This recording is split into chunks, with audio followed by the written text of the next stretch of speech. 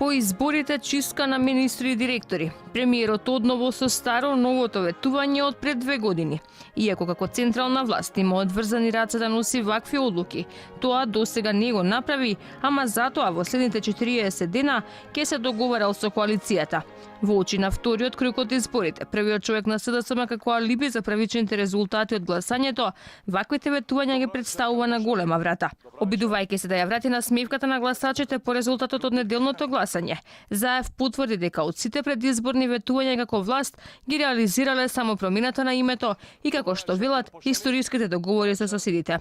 И затоа насмевката да се ја вратите на лицето, ќе се договориме сега овие 40 дена што треба да сработиме, искрено ќе се отвориме душичката и ќе сработиме.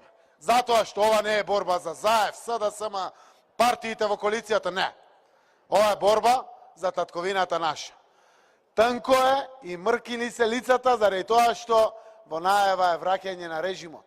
Кога не прашаа дали сте спремни да платите политичка цена за сите договори кои што ги постигнавме, за сите решенија до кои тешко дојдовме, ние рековме политичарите се тука да ја плаќаат цената, затоа што цената веќе не смее да ја плаќа државата.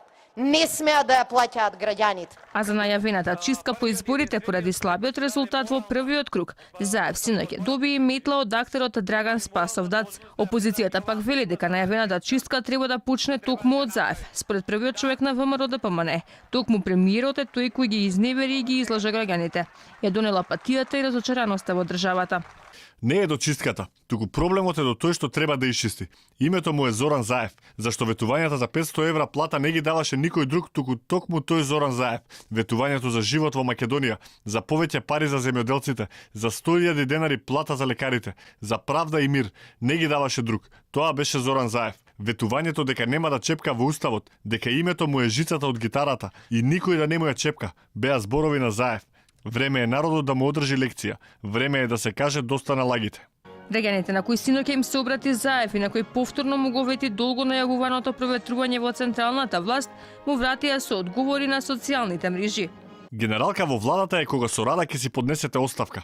Шеф е убаво со метлата, ама ако само ја најавуваш, а не заигра до избори, џабе везеш. Чистката не е од принцип за одговорност, туку за гласови после дебакал на председателски избори.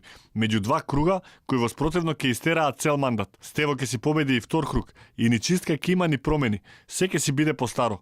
Влијателните ќе си молчат, карванот ќе си врви. Навистина е убаво што луѓето му купиле метла на Заев.